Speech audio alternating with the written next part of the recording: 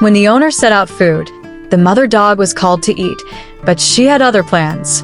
Instead of eating, she let her pups eat first.